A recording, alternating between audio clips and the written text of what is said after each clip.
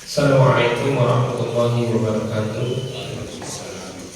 Innal hamdalillah wa nasta'inuhu wa nastaghfiruh wa na'udzu billahi min shururi anfusina wa min sayyiati a'malina. May yahdihillahu fala mudilla lahu wa may yudlilhu fala hadiya lahu. Asyhadu an la ilaha illallah wa asyhadu anna Muhammadan abduhu wa rasuluh. Allahumma shalli ala Muhammad wa ala ali Muhammad. Alhamdulillahirabbil alamin. Bapak dan Ibu jamaah Masjid Al-Falah,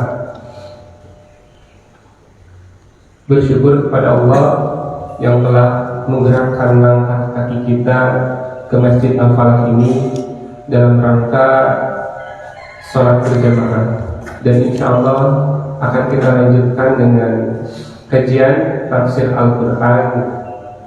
Salawat serta salam senantiasa tercurah kepada Nabi besar Muhammad sallallahu alaihi wasallam, kepada keluarganya, sahabatnya, pada tabi'in, tabi'ut, wa tabi'in, dan kepada umatnya hingga akhir zaman. Bapak dan Ibu jamaah Masjid Al-Falah, alhamdulillahirabbil alamin, kita akan melanjutkan kembali pembahasan kita kajian tafsir Al-Quran, melanjutkan surat Al-Baqarah. Kepada Bapak dan Ibu dipersilakan jikalau ingin membuka mushaf Al-Qurannya. Kepada Ustaz Ari kami persilakan.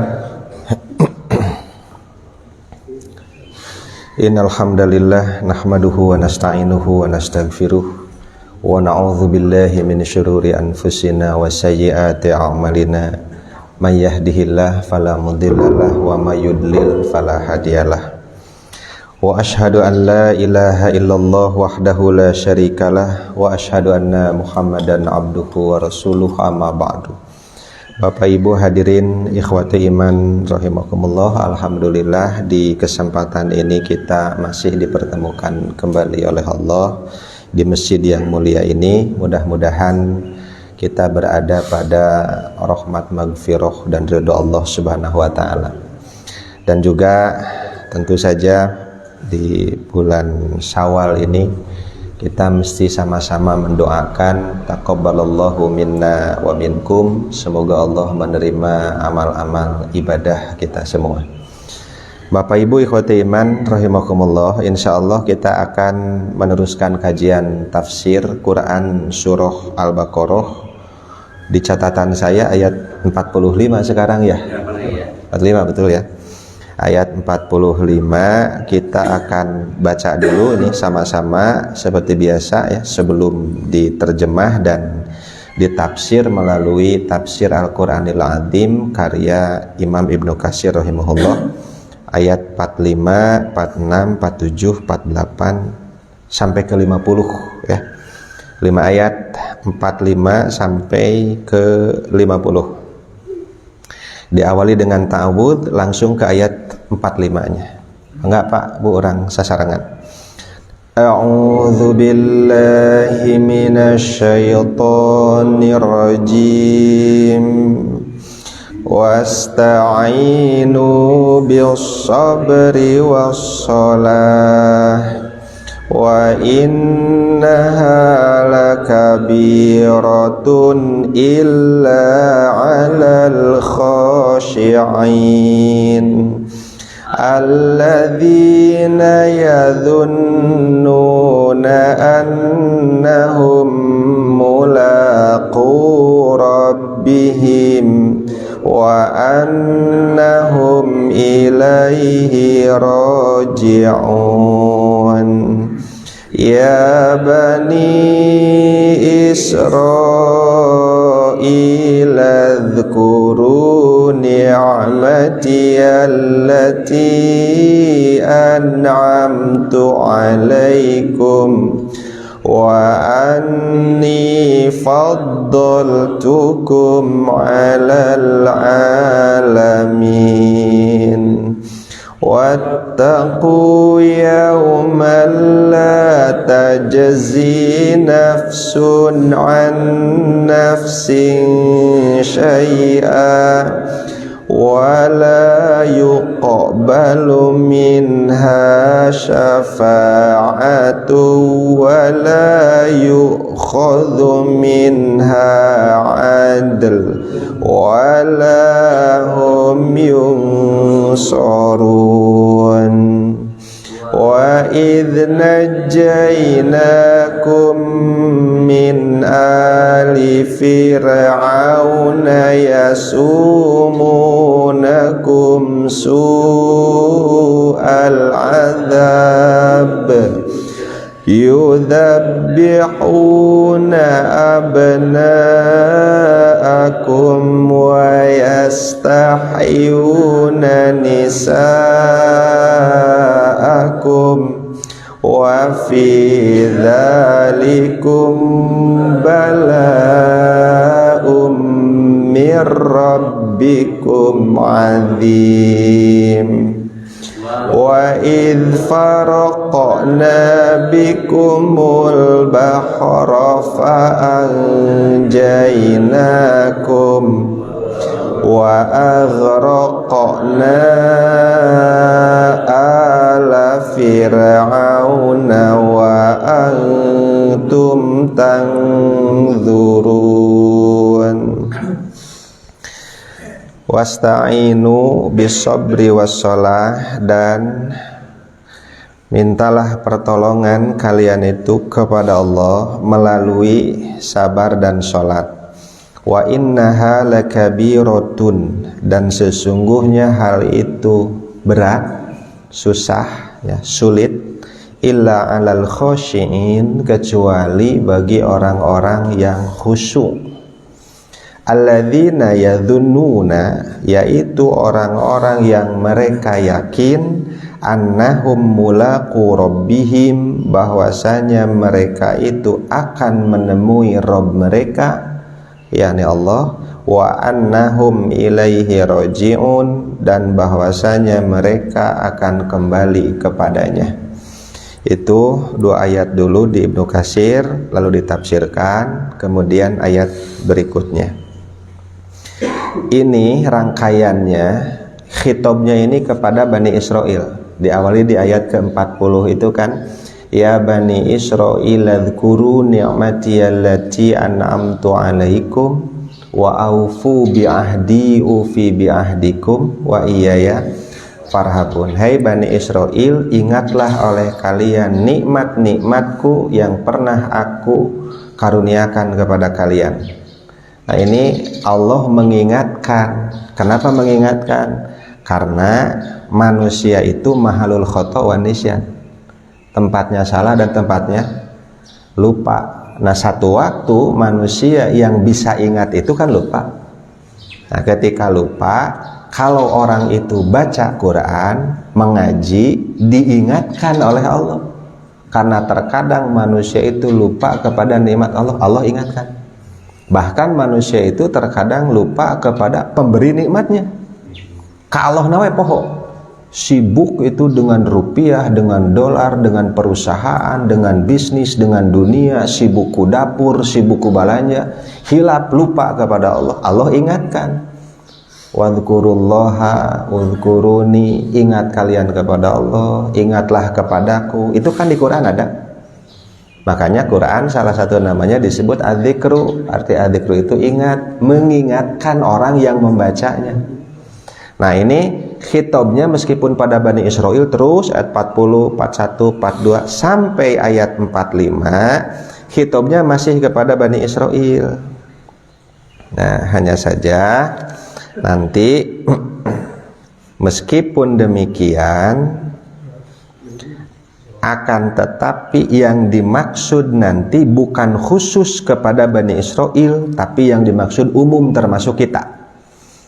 Ini ya, sebagaimana dikutip di Ibnu Katsir, pernyataan Imam Ibnu Jarir, fa innahum lam yuqsadu biha ala sabili takhsis. Itu hai Bani Israel, minta tolonglah kamu kepada Allah melalui sabar dan sholat, bukan menunjukkan kekhususan bagi Bani Israel. Wa in kanat khitoban fi siyaqi indhari Bani Israel, meskipun siyakul kalam ini ditujukan pada Bani Israel. Wa inna ma hiya amatun lahum, tapi ayat itu berlaku untuk umum termasuk kita. Nah, di sini kita minta tolong kepada Allah sebagaimana di Al-Fatihah itu iyyaka na'budu wa iyyaka nasta'in. Hanya kepada Allah kita beribadah, hanya kepada Allah kita mohon pertolongan. Hanya saja melalui perantara atau wasilah. Apa perantara wasilahnya? Yakni sabar dan sholat. Sabar ini jika melihat ke Ibnu Katsir, pernyataan Imam Maqatil bin Hayyan, lalu juga Umar bin Khattab dan juga Hasan al-Basri radhiyallahu anhum, maka kita bisa rangkum sabar itu dibagi menjadi 3 bagian. Yang pertama, as-sabru 'alal faraid, sabar dalam melaksanakan kewajiban-kewajiban. Yang kedua, as-sabru an maharimillah, sabar dalam menjauhi hal-hal yang diharamkan oleh Allah. Yang ketiga, sabar indal musibah, ketika ditimpa musibah. Jadi sabar di situ berarti artinya bukan diam berarti, tapi justru aktif. Sabar itu berarti samina wa ata'na, sabar melakukan ketaatan, sabar meninggalkan kemaksiatan, sabar dalam menerima bahwa musibah itu sebagai takdir dari Allah dan mengharapkan ridho dan maghfirah Allah Subhanahu wa taala. Etan disebut sabar teh. Makanya bapak-bapak di sini thalabul ilmi, ya sabar bukan ini. Itu orang-orang sabar ente. Sabar dalam arti alal faraid. Sabar dalam melaksanakan kewajiban-kewajiban. Nah, minta tolong kamu kepada Allah untuk mendapatkan khairun, kebaikan baik di dunia dan di akhirat dengan sabar itu. Lakukan saja kewajiban, tinggalkan kemaksiatan, terima musibah sebagai takdir Allah. Kamu akan dapat kebaikan di dunia dan di akhirat. Lalu dikaitkan wassolati dengan sholat. Kenapa dikaitkan dengan sholat? Karena sholat itu merupakan aktualisasi as-sabru alal faraid, sabar dalam melaksanakan kewajiban-kewajiban, diwakili oleh sholat sebagai imaduddin. Dan sholat pun sebagai amalan yang akan pertama kali dihisab nanti di yaumil akhir. Awaluma yuhasabu alaihi al-abdu yaumal qiyamati as-sholatu, pertama kali dihisab pada hari kiamat yakni akhirat adalah sholat. Fa in saluhat saluhat sairu amalihi wa in fasadat fasadat sairu amalihi. Jika sholatnya baik, seluruh amalnya dianggap baik. Jika sholatnya buruk, maka seluruh amalnya dianggap buruk. Jadi sholat sebagai barometer dalam hal as-sabru alal faraid. Maka Umar bin Khattab itu ketika menjabat sebagai Amirul Mukminin, khalifah, itu mengirim surat ke gubernur-gubernur di waktu itu. Isi suratnya itu tiada lain menyatakan tentang sholat. Bagaimana sholat kalian? Gubernur ditanya tentang sholat itu.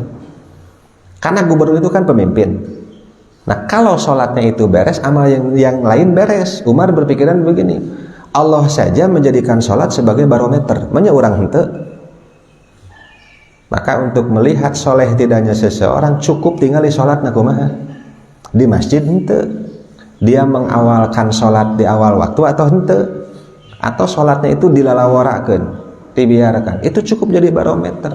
Nah, terlebih kan kayak sekadap dia usumba politik ya kampanye ya caleg-caleg, kumaha orang milik tingali sholatna, sok sholat di masjid ternyata bisa henteu ngimaman, karena dia akan menjadi pemimpin pembuat kebijakan.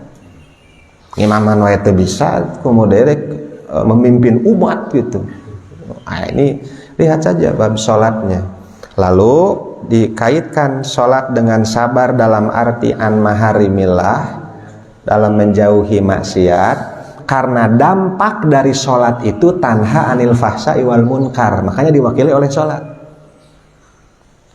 Ini karena itu Imam Ibnu Katsir mengutip Quran surah Al-Ankabut ayat 45, wa aqimis sholata, dirikanlah salat, inna sholata tanha anil fahsya'i wal munkar, sesungguhnya salat itu mencegah pelakunya dari perbuatan maksiat.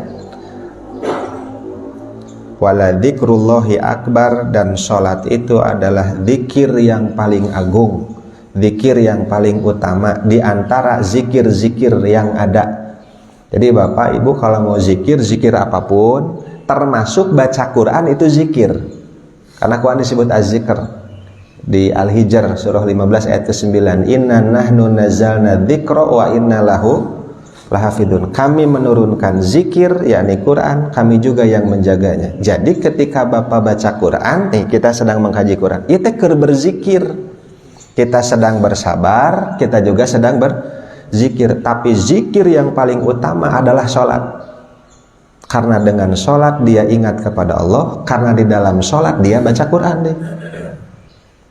Nah, orang yang sholat itu seolah-olah memiliki rem, sehingga untuk melakukan maksiatnya bisa karem. Bukan berarti orang yang sholat itu tidak akan melakukan maksiat nantinya, bukan. Namanya orang kulantaran sholat jadi maksum kan, tetap saja yang sholat itu sesatu waktu akan melakukan maksiat atau dosa. Nah ini yang sholat saja masih bisa melakukan maksiat, nya tuh udah bukan malaikat komodein itu sholat pun gitu mah ngageblos rem nate. Makanya dalam hal memilih pemimpin itu adin yang dilihat kan pemahaman agamanya, nanti tercermin melalui sholat. Kumaha damun sholatna tebener atau sholatna ge tara, wah ini tidak tanha anil fahsya'i wal munkar, akan susah. Maka apabila kita menyaksikan orang yang suka melakukan kemaksiatan, pasti tara sholat. Tapi bukan berarti orang yang suka sholat tidak mungkin melakukan maksiat. Ente. Bahkan ke sholat wae kan bisa ria. Ketika seseorang sholat merasa ria, bisa takabur, ya sholat orang panghade najero hate deh. Ini sholat saya paling nyunah di antara yang lain mah teu nyunah sholatna loba bid'ah. Urang sholat panghade na. Itu ketika sholat bisa ria, ketika sholat bisa takabur. Hati mah da kitu diganggu ku setan. Karena itu Rasul sallallahu alaihi wasallam contohkan selepas sholat istighfaro salasan, beliau beristighfar 3 kali. Beres teh sholat langsung istighfar kan, astagfirullah, astagfirullah, astagfirullah. Lalu kesananya Allahumma antas salam wa minkas salam tabarakta ya dzal jalali wal ikram. Nah zikir anu tasbih tahmid takbir teh 33 masing-masing. Kenapa selepas sholat lalu kemudian Nabi contohkan beristighfar 3 kali? Sebab bisa jadi seseorang itu sholat keur ngalakukeun sholat ria, sedang melakukan sholat takabur, merasa paling hebat, merasa paling benar. Maka di Al-Maun ayat keempat, fawailul lil musholin, kan ini celaka teh orang yang sholat, nu sholatna kumaha, kan anu lalai dan ria. Ada teh khitab ini Nabi SAW menyatakan kepada para sahabat, inna akhwafa ma akhafu alaikum asyirkul asgori, yang paling aku khawatirkan di antara yang aku khawatirkan atas kalian, ke sahabat eta syirik asgor. Naon syirik asgor teh? Ria. Kalau begitu Nabi khawatir ria ada pada hati sahabat, komodei urang. Apalagi kita, sahabat saja Nabi khawatirkan ria ada pada mereka, komodei urang. Nah sholat deh, makanya istighfar gitu ya. Itu kaitan sholat dengan sabar dalam arti an maharimillah, menjauhi kemaksiatan. Lalu kaitan sholat dengan sabar dalam arti indal musibah, sabar ketika ditimpa musibah. Dikutip hadis riwayat Imam Ahmad, riwayat Imam Ibnu Jarir, juga sama Imam Ahmad, ada 3 di sini cukup ya. yang menjelaskan karena Rasulullah Shallallahu Alaihi Wasallam idza hazabahu amrun sholat. Nabi Shallallahu Alaihi Wasallam apabila menimpa kepada beliau satu musibah, sesuatu yang memang hazabahu itu yang menggelisahkan hati, yang orang teh pikiran teh menjadi mumet gitu, sholat beliau. Itu kaitan sholat dengan sabar dalam arti indah musibah. Jadi ketika kita mendapatkan kabingung naon wae, bingung apapun itu, rumit masalah apapun, termasuk musibah, Nabi SAW mencontohkan getol salat. Ya bukan hanya sebatas yang wajib, tapi juga salat sunat. Ini di riwayat Imam Ahmad yang lain, Ali bin Abi Thalib pernah mengatakan radhiyallahu anhu, laqad ra'aitana lailata badrin wa ma fina ila naim. Sungguh kalian melihat kami pada malam Badar. Ini malam sebelum perang Badar. Ini kan perang pertama kali. Itu nanti konsekuensinya Islam mau bagaimana ini? Apakah akan kalah habis oleh kaum musyrik Quraisy waktu itu, atau memang bisa tetap eksis? Ini kan menentukan perang Badar. Nah di waktu malamnya, kata Ali bin Abi Thalib, semuanya kan tertidur istirahat. Goyiro Rasulullah Shallallahu Alaihi Wasallam, kecuali Nabi tidak tidur. Di malam itu beliau gelisah, penentuan eksistensi kaum muslimin ke depan, gelisah itu. Yusolli wa yad'u hatta asbaha, beliau sholat, beliau berdoa sampai waktu subuh. Jadi kegelisahan apapun, kasusah naon wae oge, sok sholat, curhatkeun ka Allah. Ini saya dulu ya, bahkan baru-baru ini dinasehati oleh guru saya waktu saya main ke sana, ke daerah, ke rumahnya ke Garut. Terus saya cerita keluh kesah tentang kehidupan dan lain sebagainya. Guru saya bilang, curhatna ka Allah atuh. Ieu mah hayang we curhat kepada si A, curhat kepada si B, curhat ke ulama ini, ke kiai ini. Bukan tidak boleh, ai curhat ka Allah na kumaha? Terkadang kita berdoa curhat ke Allah itu dina sholat, dina sujud, atau selepas sholat teh sok tara betah, hang buru-buru beres, dan sok global orang mah. Misal kalau orang belum punya rumah ngadoa teh, ya Allah berikan saya ini rumah, beres sakit itu. Kalau dia ingin ilmu, ya Allah berikan kepada saya ilmu, beres sakit itu.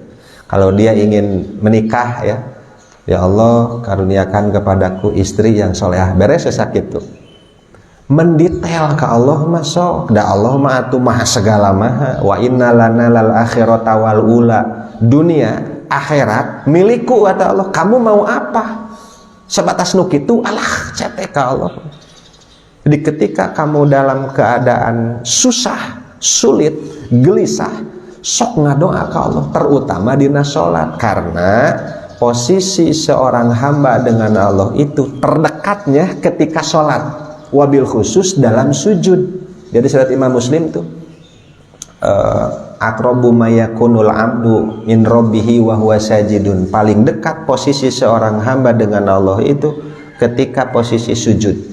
Maka di situ Nabi SAW menyarankan fa'aksirud du'a, silahkan perbanyak doa. Matak sujud teh sing lami mangga, lamun munfarid mah kan kada bisi ngimaman lila teuing sujud di deheman kita ku makmum, lami-lami teuing cenah si imam teh bisi nunutan gitu. Ya silahkan curhatkan, sing mendetail Pak, kalau mau ini ya Allah ente begini, kalau tidak begini saya teh kumaha sok mangga. Itu salat dikaitkan dengan sabar dalam arti indah musibah, sambil berdoa Allahumma ajirni fi musibati wa khluf li khairan minha. Wa innaha lakabiratun illa alal khashiin, tahnu kitu teh hese. Wa innaha, haknya itu domir, kembalinya kemana? Bisa kanu sholat. Melakukan sholat itu susah. Lakabiratun itu masyaqqatun di Ibnu Katsir. Susah melakukan sholat itu, atau hanya kembali kepada siakul kalam konteksnya. Untuk melakukan ketaatan, meninggalkan kemaksiatan, dan menerima musibah itu adalah takdir dari Allah, itu semua susah. Rek taat hese, Rek menjauhi maksiat hese, menerima takdir Allah hese, susah. Illa alal khosyiin, kecuali bagi orang yang khusyuk. Berarti bagi orang yang khusyuk mah gampang melakukan taat teh. Jadi satu waktu kalau kita sulit melakukan ketaatan, gampang ngalakukeun kamaksiatan, berarti kita tidak termasuk orang khusyuk. Dalamun anu khusyuk mah enteng ngalakukeun ketaatan, mudah meninggalkan kemaksiatan, dan mudah menerima semuanya takdir Allah. Lamun khusyuk, pertanyaannya, nu khusyuk teh nu kumaha? Nu khusyuk teh nu kumaha? Termasuk khusyuk di sholat. Ada pelatihan sholat khusyuk, nu dilatih naon? Khusyuk ini masalahnya di hati, bukan di anggota badan, hati. Maka ayat 46 menerangkan orang yang khusyuk, alladzina yadunnuna annahum mulaqu rabbihim wa annahum ilaihi rajiun. Orang yang khusyuk itu orang yang hatinya yakin dia akan berhadapan dengan Allah, dia akan menemui Allah nanti di yaumil akhir. Jadi orang yang khusyuk itu keimanannya kuat kepada yaumul ma'an, yaumul jaza, yaumul akhirah. Dia akan mempertanggungjawabkan semua perbuatannya, membawa amal-amalannya di sisi Allah. Allah akan hisab. Nah makanya, nah si bapak teh bet soleh, bet ngaji, bet sholat, bet jujur. Dan kenapa itu mudah saja bapak lakukan? Karena memang kita yakin amal soleh itu akan menyertai kita, kita bawa di hadapan Allah. Ku Allah dihisab, kebaikan dibalas kebaikan. Tak kulantaran orang boga iman matak enteng sholat teh. Tapi bagi orang yang meragukan hari akhir, keimanannya lemah, boaya akhirat nagenya teh bakal hese pa ngalakukeun kataatan teh, meninggalkan kemaksiatan teh hese. Jadi kita mudah melakukan ketaatan kalau kita khusyuk, yakin. Maka ini Quran surah Al-Insyikok ayat ke-6 ya kalau nggak salah. Ya ayyuhal insanu innaka kadihun ila rabbika kadhan famulaki. Hei manusia, sesungguhnya engkau itu beramal, capek orang teh beramal teh pak ngalakukeun di alam dunia teh ini itu kan ketaatan teh capek, bersusah payah melakukan ini itu. Famulaki, maka kamu akan menemuinya. Maksudnya menemui Allah dengan amalmu itu yang kamu dulu beramal di alam dunia nepi ka capek. Maka di Ibnu Katsir dikutip satu riwayat pernyataan malak Jibril kepada Rasul sallallahu alaihi wasallam itu. Al-Insyikok ayat 6 kalau salah. Ya Muhammadu, hai Muhammad, isma syi'ta fa innaka mayyitun. Silahkan hidup semaumu tapi ingat kamu pasti akan mati.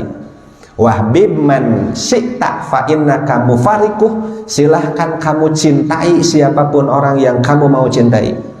Sok resep kasaha atau menyukai pekerjaan apapun, kebendaan apapun, silahkan kamu suka apapun saja. Fa innaka mufarikuh.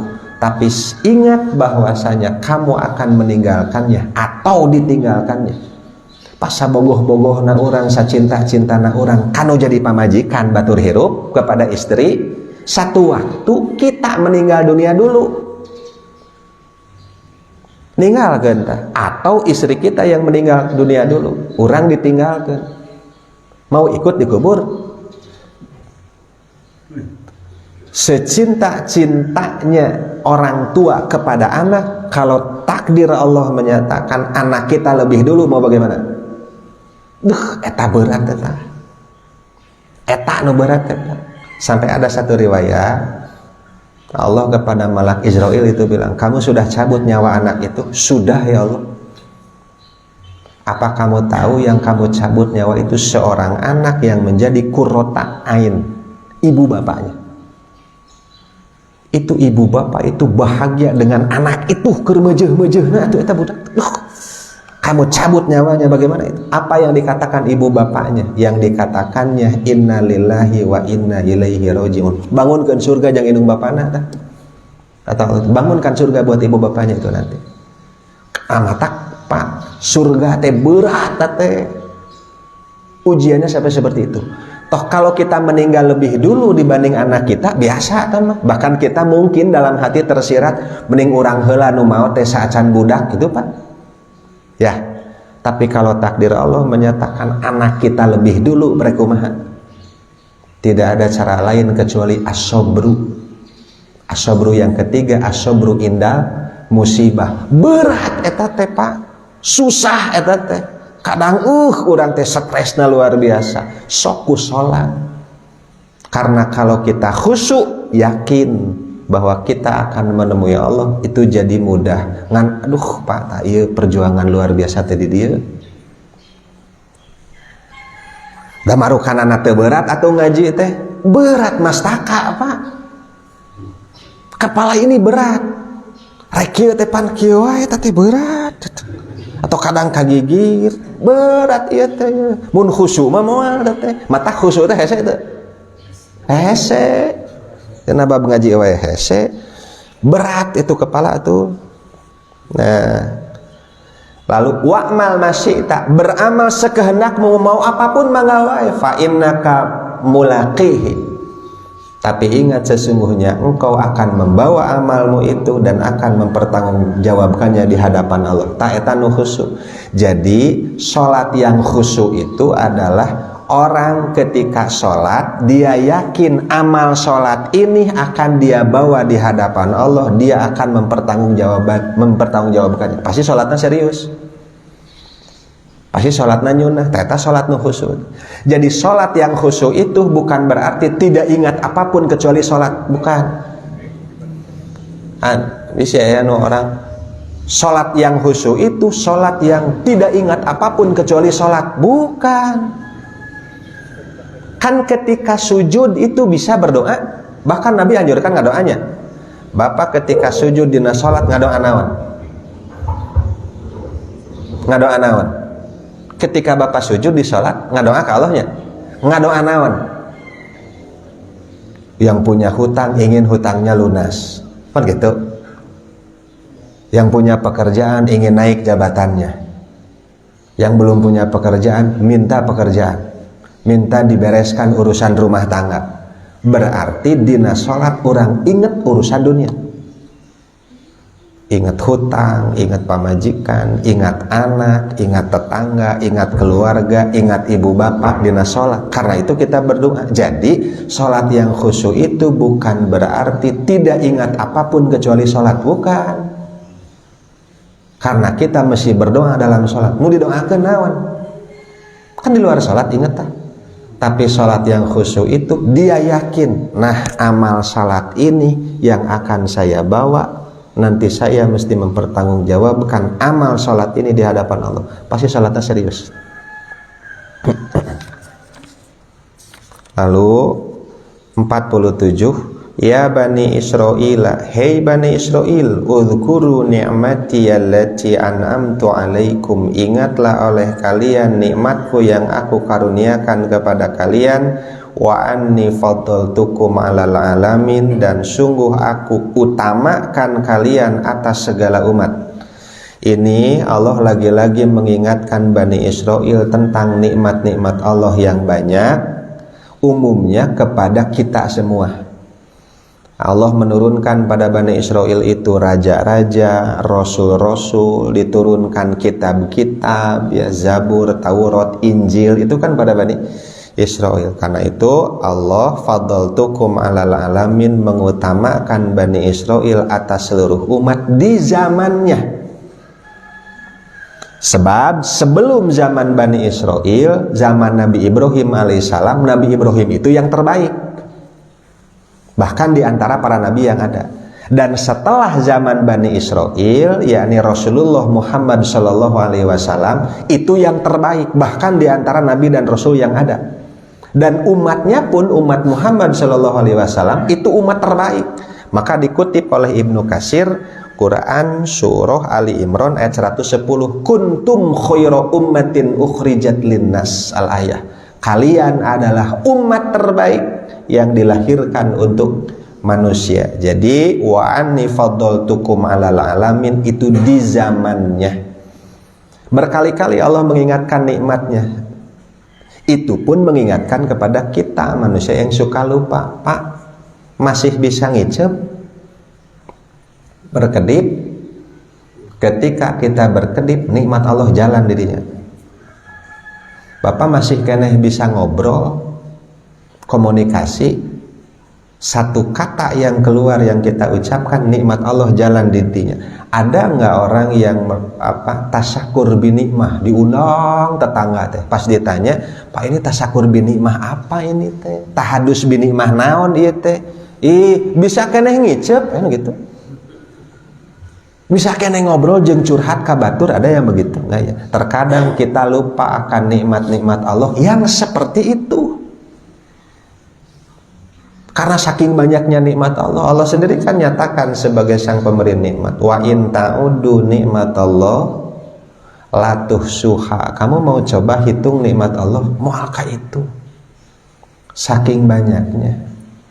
Innal insana ladzalumun kafar. Manusia itu dolim dan kufur nikmat. Maka Allah ingatkan untuk mensyukuri nikmat Allah itu. Kumaha carana mensyukuri nikmat Allah itu? Intinya mensyukuri nikmat Allah itu dengan cara beriman. Beribadah hanya kepada Allah saja, bertauhid, beriman. Sebagaimana di Quran surah Al-Quraisy, "Falyabudu robba hadzal bait."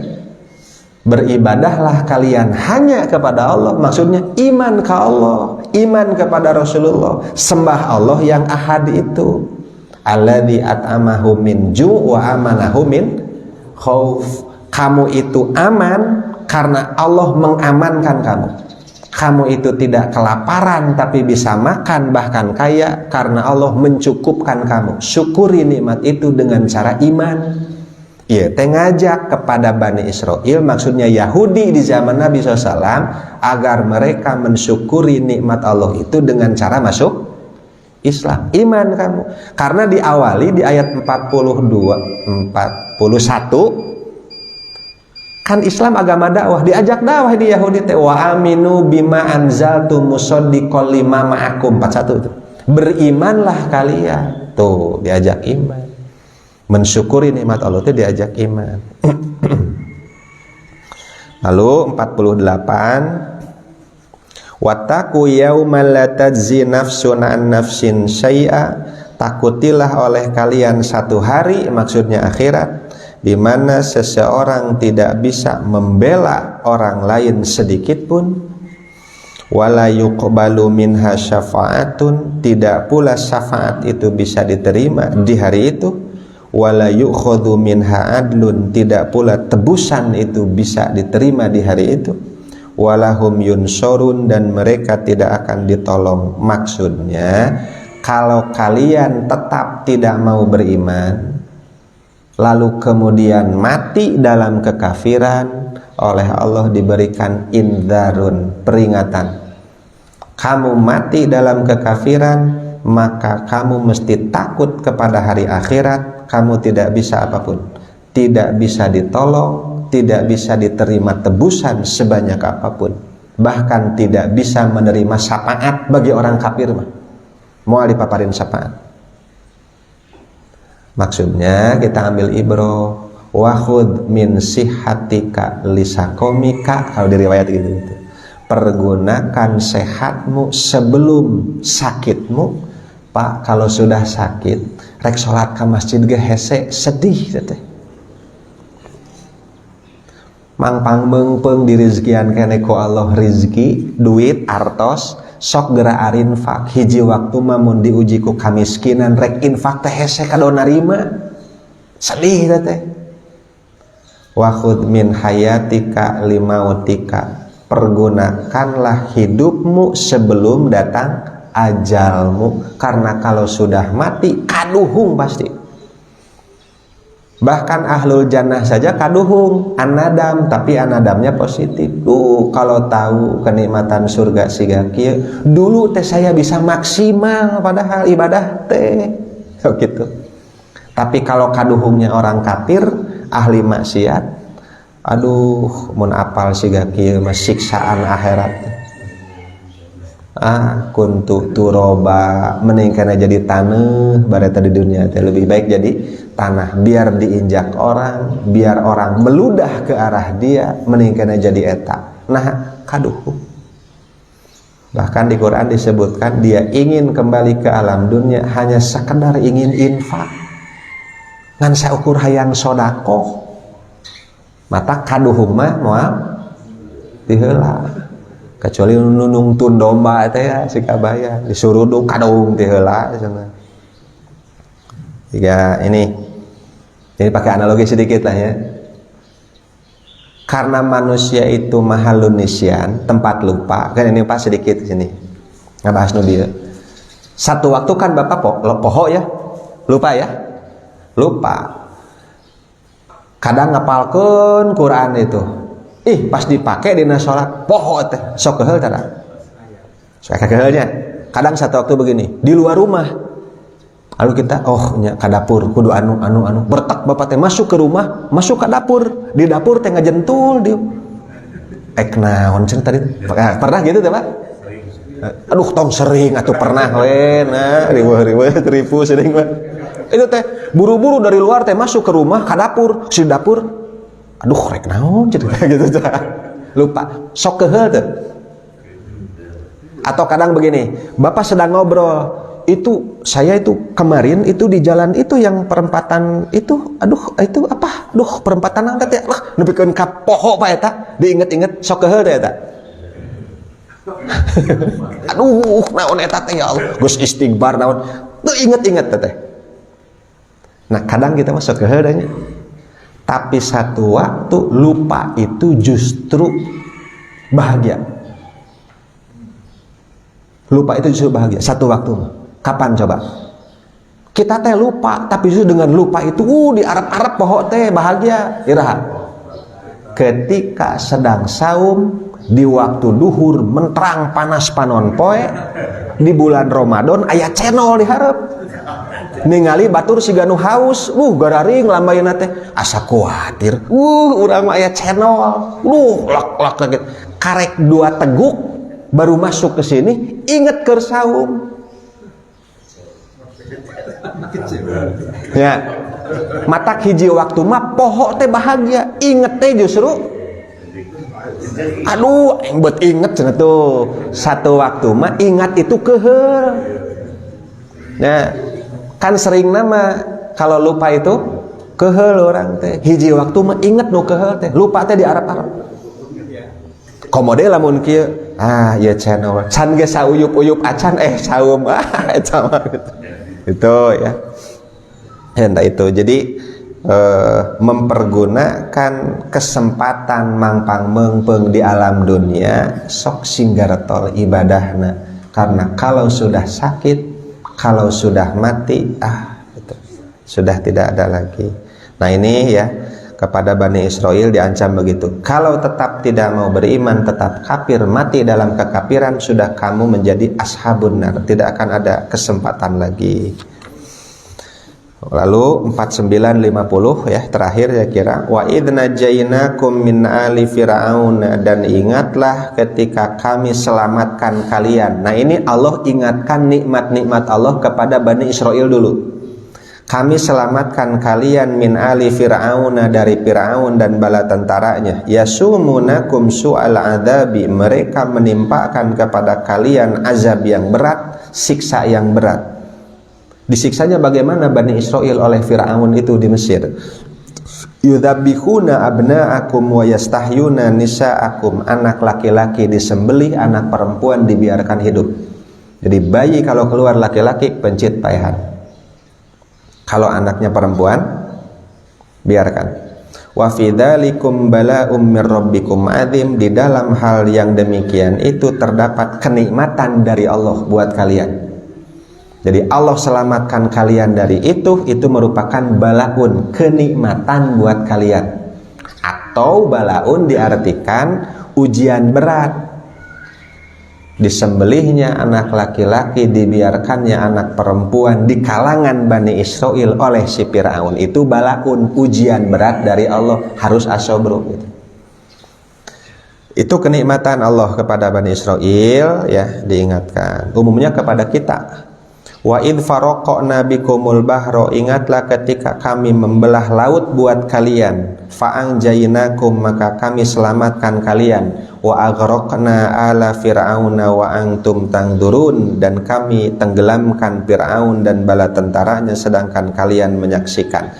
Ya, ini ya kenikmatan Allah diingatkan kembali pada Bani Israel. Umumnya nikmat-nikmat yang Allah karuniakan kepada kita mesti disyukuri. Di Ibnu Katsir diungkap gini, Fir'aun itu bukan nama orang. Fir'aun alamun ala kulli man malaka Misra. Setiap orang yang berkuasa atau jadi raja di Mesir namanya Fir'aun. Ya. Kama ana Qaisara alamun ala kulli man malaka Rum ma'asam. Disebut Kaisar itu adalah gelar bagi raja di Rum, Romawi, ya, Syam. Lalu wan Najasi itu nama gelar bagi raja ala Malikil Habasah. Jadi raja di Habasah, Ethiopia, namanya Najasi. Wa Batlimus itu gelar bagi raja Malaki Hind di India. Wa kadzalika Kisra, begitupun Kisra likulli man malakal Fars, bagi setiap raja di Persia namanya Kisra. Dan raja di Yaman diberi gelar dengan gelar Tubba. Jadi Fir'aun itu bukan nama orang. Sedangkan nama Fir'aun tepat di zaman Nabi Musa ini namanya adalah Al-Walid bin Mus'ab bin Royan. Ada juga yang berpendapat bukan itu, tapi kata Ibnu Katsir, wa ayyan makana fa'alaihi la'natullah, rek sahawa yang ngarana Allah melaknatnya. Tuh. Nah, Fir'aun ini ya, Al-Walid bin Mus'ab bin Royan ini satu waktu pernah mimpi buruk, ru'yan halihatan. Mimpi buruk. Mimpinya bagaimana? Ra'a naron kharajat min Baitil Maqdis fadakhalat duwarul qibti bi biladi Misr.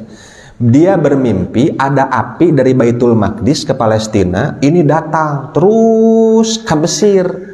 Api itu masuk ke rumah-rumah Kibet. Kibet itu orang Mesir. Tapi si api itu tidak masuk ke rumah-rumah Bani Israel. Itu. Nah, kemudian karena mimpi itu, nah jadi was-was ini Firaun itu, ditakwil mimpi nate. Ana zawala mulkihi yakunu ala yaday rajulin Bani Israel. Takwil mimpi api tadi bahwasanya kekuasaan Fir'aun di zaman itu akan tumbang di tangan seorang laki-laki Bani Israel. Ketika mimpi itu tersiar di kalangan Bani Israel, mereka sedang memperbincangkan akan ada seorang laki-laki sebagai penyelamat mereka di kalangan Bani Israel. Kermah ngimpi siga gitu, takwilnya seperti itu. Bani Israel memperbincangkan seorang laki-laki di situ. Dari situ Fir'aun menyatakan siapapun yang melahirkan anak laki-laki paehan. Kalau anak perempuan biarkan. Gitu ya tafsir singkat di Ibnu Katsirnya seperti itu. Nanti tafsir panjangnya di ayat-ayat yang lain sepertinya. Nah, itu merupakan cobaan berat dari Allah. Nah, tapi kemudian Nabi Musa alaihissalam ada lahir di situ.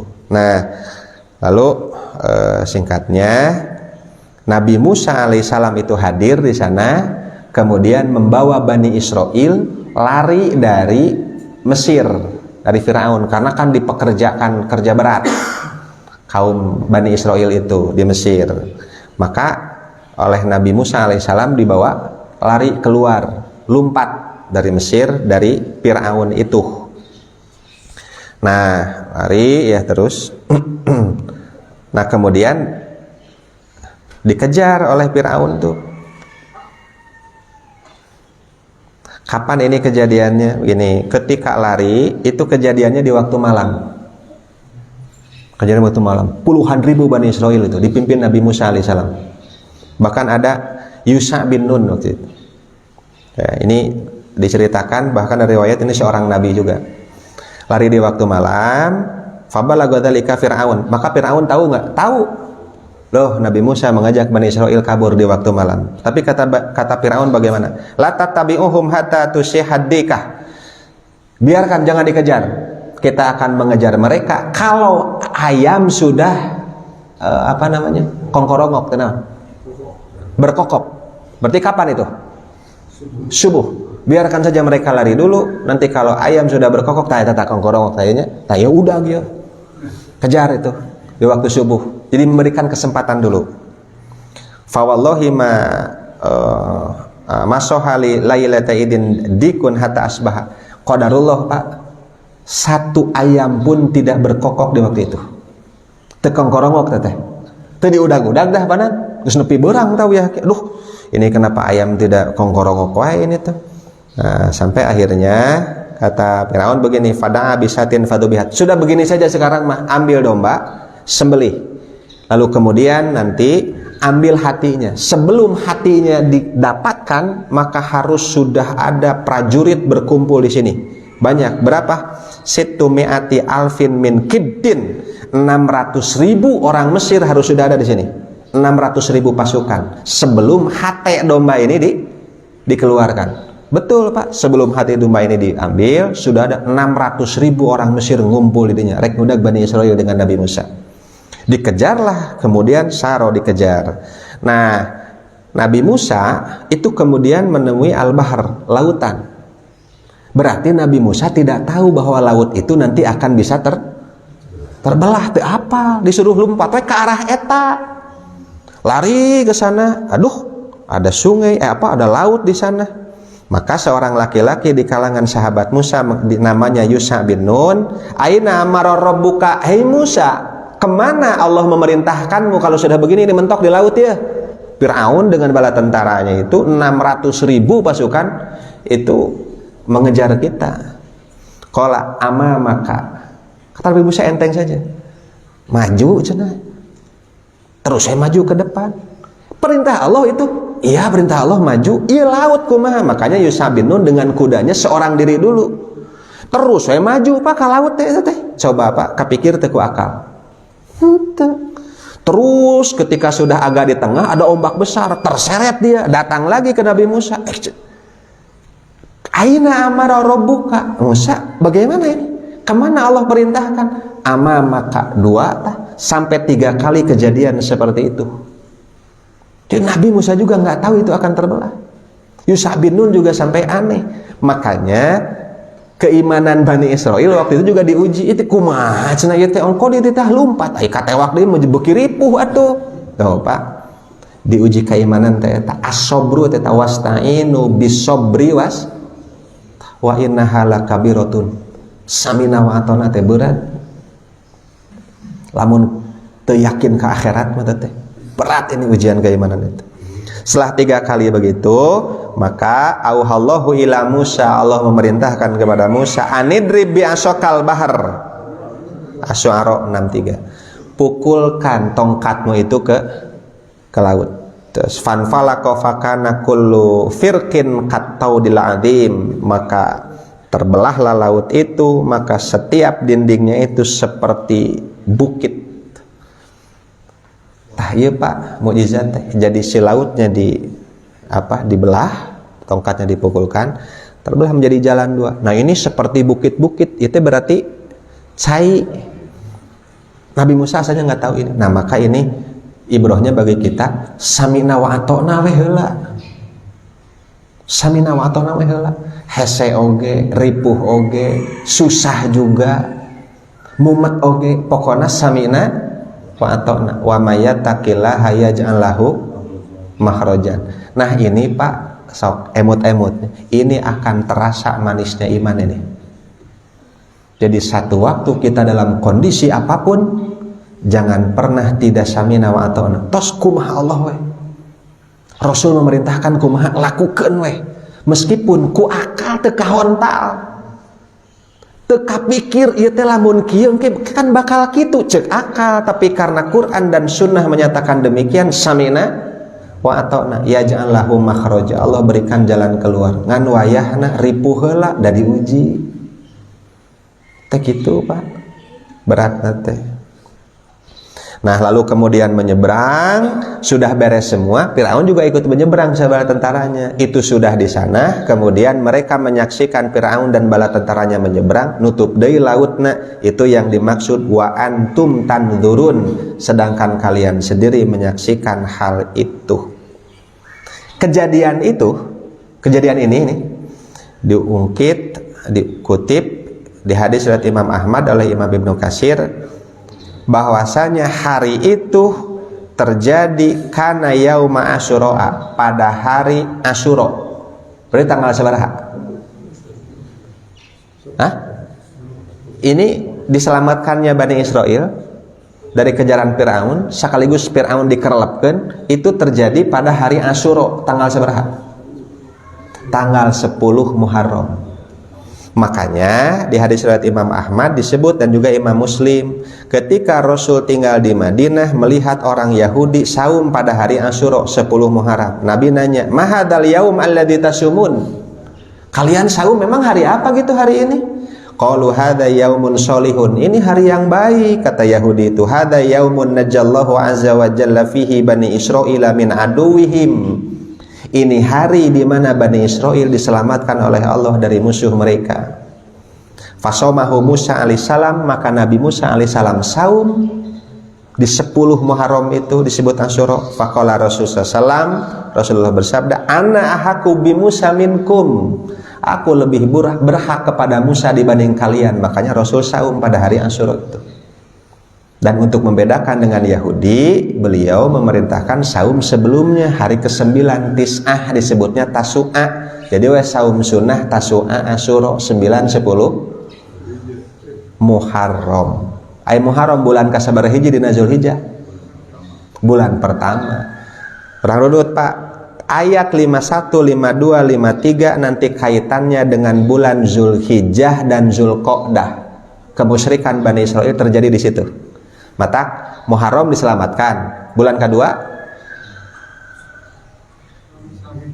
Muharram, lalu Safar, 3 Rabiul Awal, 4 Rabiul Akhir, 5 Jumadil Awal, 6 Jumadil Akhir, 7 Rajab, 8 Sa'ban, 9 Ramadan, 10 berarti nanti bulan ke-10 nya Syawal, 11 Zulqa'dah lah, Zulqa'dah 12 Zulhijjah. Nah, nanti ayat 51, 52, 53 yang akan dibahas nanti, kemusyrikan Bani Israel itu setelah diselamatkan oleh Allah dari Firaun, itu terjadi pada sebulan penuh di bulan Zulqa'dah dan 10 hari di bulan Zulhijjah. Jadi 40 hari sebenarnya. Matak disebut arba'ina lailah. Berarti ada rentang waktu seberapa bulan tah dari diselamatkan kanu melakukan syirik? 11 bulanan ya, 10 bulanan lah dari Muharram ku Allah diberi nikmat diselamatkan, pada bulan Zulqa'dah melakukan dosa terbesar, yakni syirik. Ada rentang waktu tadi situ. Rentang waktu. Matak terkadang kita diberi nikmat oleh Allah, syukur alhamdulillah. Les wetidinya teh kadang sok maksiat deui da gitu teh ibroh teh. Da dulu ge kitu Bani Israil. Maka Allah ingatkan lagi dan ingatkan lagi. Bapak Ibu ikhwati iman rahimakumullah, saya kira cukup dulu sampai ayat berapa itu? Ayat 50 ya. Nanti insya Allah kita lanjutkan ke ayat 51 dan seterusnya. Maka Bapak dan Ibu, jika ada yang ingin ditanyakan, dipersilakan.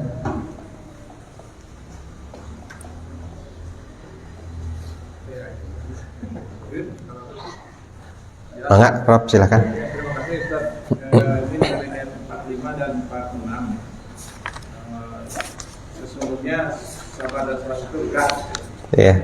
Bila ada khusyin, jadi bagi orang yang khusyuk. Di sini yang khusyuk itu diterangkan orang yang yakin akan menemui Tuhannya. Nah, kalau kita ditanya kan semua yang ada di sini itu yakin akan bertemu dengan Allah kira-kira. Tapi tetap saja salah itu terjadi ketidakhusyukan. Tapi apa yang terjadi? Ya, tetap aja tidak khusyuk ya. Oh iya. Padahal kalau kita ditanya sini yakin akan ketemu Allah. Jadi sebetulnya mulaqu rabbihim itu pengertiannya memang yakin harus Allah di akhirat, atau sebetulnya kita merasa bertemu di sini. Karena kan kalau Sufi kan menartikannya dari sini. Dalam pengertian mungkin ihsan ya, kamu benar-benar merasa melihat Allah, walaupun tidak melihat, Allah melihat kita. Tapi maksudnya kalau kita pengertian selalu ya akan ketemu nanti gitu, justru itu malah melepaskan. Ada Allah di sini. Apa sebetulnya pengertiannya gimana mulaqu itu? Ya, mulaqu rabbihim itu artinya menemui Allah. Itu mulaqu rabbihim. Ini mudore ya? Atau tidak ada mudorenya? Bukan. Mulaqu rabbihim itu diterjemah, ditafsirkan akan menemui Allah karena memang harus begitu terjemahnya. Karena kita akan menemui Allah nanti di yaumil akhir gitu. Bukan menemui Allah sekarang. Menemui Allahnya itu nanti di yaumil akhir dengan membawa amal-amalan kita. Nah, yang ditanyakan tadi kan kalau kita ditanya yakin kepada hari akhirat, yakin. Yakin akan menemui Allah, yakin. Itu jawaban dari mana itu? Lisan. Dari lisan. Nah, maka nanti secara hakiki bukan lisan. Yang hakiki itu apanya? Qalbun, hatinya. Orang-orang munafik ekstrim. Hatinya kafir. Tapi bagaimana lisannya? Asyhadu annaka la rasulullah, atau asyhadu an la ilaha illallah wa asyhadu anna muhammadan rasulullah. Lisan nama gitu, tapi hatinya itu di Al-Baqarah kumaha itu di ayat ke berapa? 8, 9, 10 apa tuh? Wa minan nasi may yaqulu amanna billahi wa bil yaumil akhiri wa mahum bimu'minin. Lisannya menyatakan beriman kepada Allah, beriman kepada hari akhir, tapi padahal mereka tidak beriman. Jadi maka tadi saya ungkap, khosyiin, khusyuk itu bukan masalah anggota badan atau al-jawarih, tapi khusyuk itu masalah hati itu. Bisa saja hati itu nanti diwakili oleh lisan. Saya yakin bertemu dengan Allah nanti di yaumil akhir, benar-benar khusyuk. Atau pada hati nama kurang khusyuk, hanya lisannya menyatakan yakin menemui Allah. Jadi nanti intinya ada di qalbun, di hatinya. Mungkin saja orang berkata dia yakin menemui Allah dengan membawa amal-amalnya, tapi nah geningan teu khusyuk, dah bukan bab lisan, tapi bab hati. Satu waktu orang tidak mengucapkan itu, tapi khusyuknya luar biasa. Nah, jadi pelatihan khusyuk itu atau pelatihan sholat khusyuk itu nu dilatih naonna? Hatena, bab keimanan nu digecek teh. Itu wallahu a'lam bishawab. Itu Pak. Masih ada Bapak pertanyaan?